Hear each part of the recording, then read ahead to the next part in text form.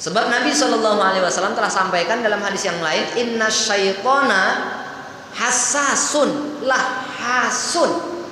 Sesungguhnya setan itu adalah perasa dan penjilat. Setan itu perasa dan penjilat.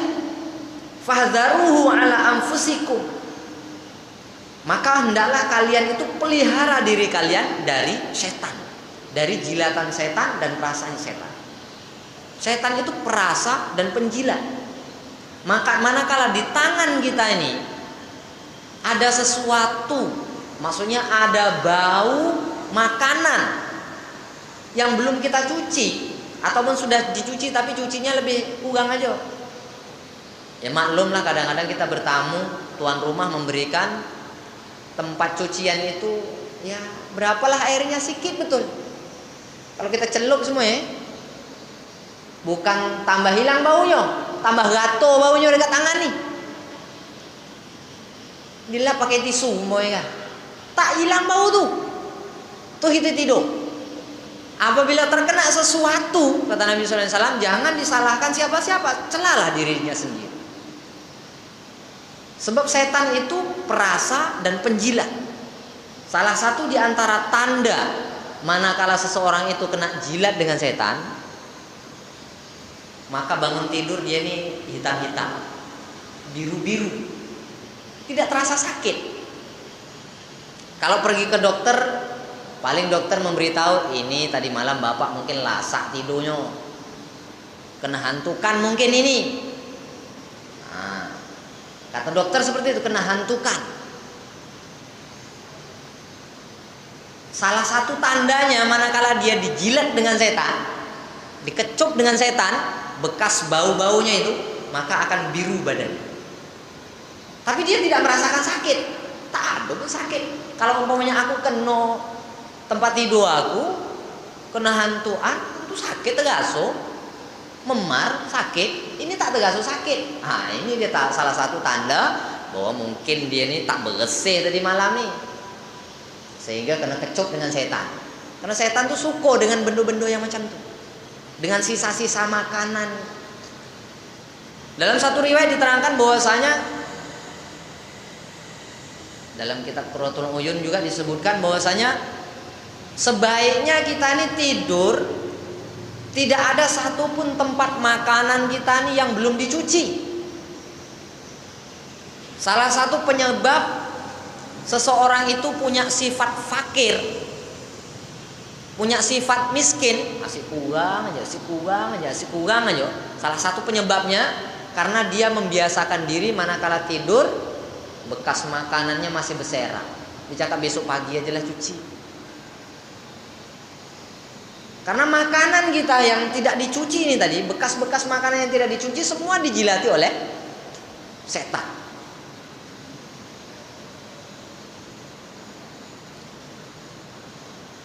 Kemudian selain, kalau setan ini kan benda kita ini tak nampak. Selain setan, benda-benda yang kita nampak umpamanya semut, mungkin akan datang dengan sebab kita tak cuci tangan. Dengan sebab masih ada bau-bau di tangan kita ini. Semut akan datang, mungkin kena gigit, ataupun ya binatang-binatang yang lain yang suka dengan bau-bau yang ada di tangan kita. Dia akan datang, dia akan menyakiti kita. Maka kalau terjadi sesuatu yang seperti itu, jangan menyalahkan siapa-siapa. Jangan pula kita salahkan istri kita, anak kita, salahkan diri kita masing-masing. Sebab apa? Sebab saya tak cuci tangan. Jadi sebaiknya mencuci tangan itu dengan air yang mengalir. Sebaiknya mencuci tangan itu sama ada sebelum makan ataupun sesudah makan dengan air yang mengalir. Bukan dengan air yang berada di baskom, dicelupkan di situ. Kalau kita makannya sebelum makan, kalau kita mencuci tangan sebelum makan, tangan kita kotor pula. Kita tak tahu entah ada najis atau tidak. Maka ketika kita masukkan, kita celupkan dalam tempat cuci tangan itu, maka semua akan menjadi najis. Maka Nabi mengajarkan dengan air yang mengalir. Mencuci tangan itu dengan air yang mengalir. Nabi itu sering ataupun punya kebiasaan dia nih mencuci tangan. Pokoknya selesai apa-apa dia cuci tangan. Selesai apa-apa dia mencuci tangan, sering mencuci tangan. Dan biasanya dokter pun akan sering memberikan nasihat kepada pasien untuk membiasakan mencuci tangan, karena ini kebiasaan Nabi. Kebiasaan bersih dengan mencuci tangan. Karena bakteri-bakteri itu banyaknya masuk melalui tangan. Penyebabnya itu melalui tangan. Maka apa yang dikerjakan oleh Nabi Shallallahu Alaihi Wasallam sesungguhnya adalah suri teladan yang terbaik. Manakala seseorang itu makan seperti yang diajarkan oleh Nabi Shallallahu Alaihi Wasallam, maka makanan yang dia makan itu tidaklah menjadi mudarat baginya. Tidaklah menjadi mudarat baginya. Mengapa sekarang kita nih gara-gara makan badan kita nih semakin lemah, kadang-kadang semakin banyak penyakit, semakin makan semakin banyak penyakit. Sebabnya adalah karena kita tidak mengikuti apa yang telah diajarkan oleh Nabi Shallallahu Alaihi Wasallam ketika makan. Salah satu di antara yang diajarkan oleh Nabi Shallallahu Alaihi Wasallam, makanlah kamu setelah lapar. Makan setelah lapar. Berhenti sebelum kenyang. Berhenti sebelum kenyang. Sahabat ada yang mengeluh, ya Rasulullah, tak bisa kami macam ini dong. Kata Nabi Sallallahu Alaihi Wasallam, paling las-lasnya kata Nabi, bagi perut itu menjadi 3. Sebahagian untuk makanan, sebahagian untuk minuman, sebahagian untuk udara. Ini paling las betul lah nih. Jadi jangan sampai menyenak, habis untuk air semuanya. Makanan tak dapat masuk, itu juga tidak baik. Ataupun makan aja untuk air tidak ada, itu pun tidak baik. Jadi ada untuk makanan disediakan, ada untuk air disediakan, ada untuk udara disediakan. Manakala cara makan kita nih mengikuti apa yang telah dicontohkan oleh Nabi, insya Allah makanan itu akan menjadi manfaat. Makanan itu akan menjadi manfaat, akan menyebabkan badan kita sehat, kita mudah untuk mengibadahi Allah Subhanahu wa Ta'ala. Untuk makan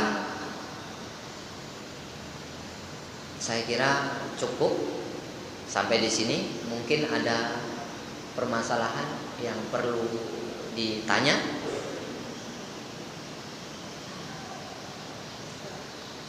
Silakan.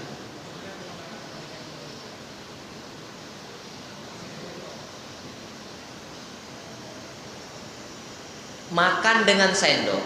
Nabi Shallallahu Alaihi Wasallam diriwayatkan pernah memakan dengan sendok itu ketika makan bubur. Karena Nabi adalah orang yang senang makan bubur. Tapi tidak terus-menerus Nabi makan dengan sendok ini. Kadang-kadang Nabi makan bubur pun tidak dengan sendok.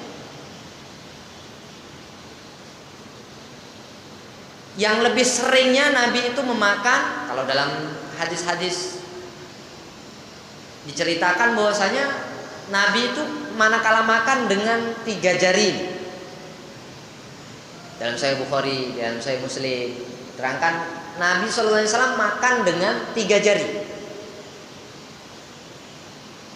Kalau gitu makan nasi macam mana pakai 3 jari? Tak dapat makan. Tapi memang Nabi Sallallahu Alaihi Wasallam makan dengan 3 jari.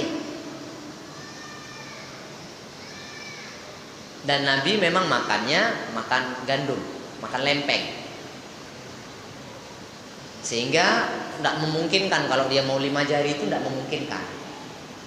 Ya saya umpamakan kalau bapak-bapak, ibu-ibu makan canai umpamanya, tidak mungkin pakai 5 jari, itu tidak mungkin, mesti 3 jari. Memang enak dia pakai 3 jari, cocok.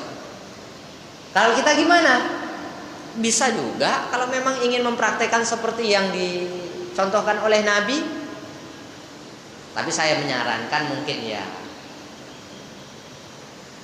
3 suap atau beberapa suap itu dengan 3 jari. Mungkin pertama, kedua, ketiga kita makan dengan 3 jari untuk ngambil berkah kesunahan yang diajarkan oleh Nabi. Setelah itu ya, yang jelas itu jangan makan sampai dengan telapak-telapaknya sekali, dengan menggunakan telapak-telapaknya sekali. Karena itu tidak pernah diajarkan oleh Nabi sallallahu alaihi wasallam. Jadi makan itu dengan 3 jari yang diajarkan oleh Nabi, tapi tidak mengapa manakala kita menggunakan dengan 4 atau 5 jari. Kalau dengan sendok, sebahagian para ulama memperbolehkan, tapi sebahagian yang lain memakruhkan. Ini dengan model dengan makanan itu mungkin makan daging ya dengan sendok ataupun dengan garpu atau dengan pisau.